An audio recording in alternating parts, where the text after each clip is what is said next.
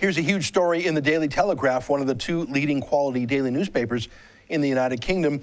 So this is no tabloid hyperbole. The headline, 2 alleged people smugglers on trial over Aylan Kurdi's death. Remember him? He's the Kurdish boy who was photographed on the beach, a symbol of the heartlessness of the world, a symbol that launched worldwide refugee mania in the political media industrial complex that led to the drumbeat here in Canada that will now see 200,000 Syrian Muslims shipped here, 50,000 a year. The story immediately fell apart, of course, but the media didn't care. I mean, first of all, Aylan and his father, Abdullah, had been living safely in Turkey for years. They weren't in Syria anymore. Second, Aylan's aunt, who lives in Canada, made the mistake of saying why Aylan and his dad really went on a leaky boat headed for Europe. The dad, Abdullah, wanted free dental care. The situation is Abdullah does not have any teeth.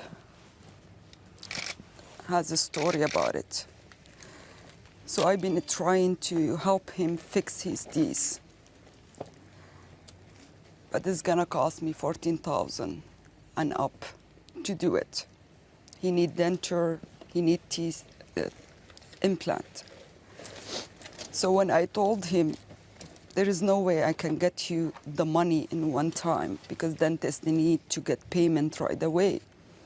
And Western Union, usually, if I send them the money, they only allowed $1,000 at the time, not under their name, of course. Has to be a third person to collect the money and give it to them. So I said to him, actually my dad, he came up with the idea. He said to me, I think if they go to Europe for his kids and for better future, I think you should do that. And then we'll see if we can fix his teeth. And that's what I decided 3 weeks ago. Refugees, yeah, these were dental refugees. And then came credible witnesses who said that Aylan Kurdi's father, Abdullah, was the smuggler himself, the idiot who put to sea in an unseaworthy craft without safety equipment just to score some cash. Well, who cares, right? As long as we all agree that the tragedy of little Aylan's death at the hands of his toothless father mean we have to take 50,000 refugees a year at the cost of billions of dollars. So today's news from the Telegraph says, and I quote, the trial against Syrian nationals Muwafaka Alabash and Asim Al-Farhad opened in the Aegean resort of Bodrum on Thursday. The two face up to 35 years in prison each if convicted of the charges of human smuggling and causing the deaths of Kurdi and 4 other migrants through deliberate negligence. But then there's this, and I quote, Aylan's father, Abdullah Kurdi, who survived the sinking of the boat, is also on trial in absentia over his role in the disaster. It was not immediately clear what charges he faces, unquote. Wow, the Turkish government is putting Aylan Kurdi's father, Abdullah, on trial. And he's not there, he's fled the jurisdiction.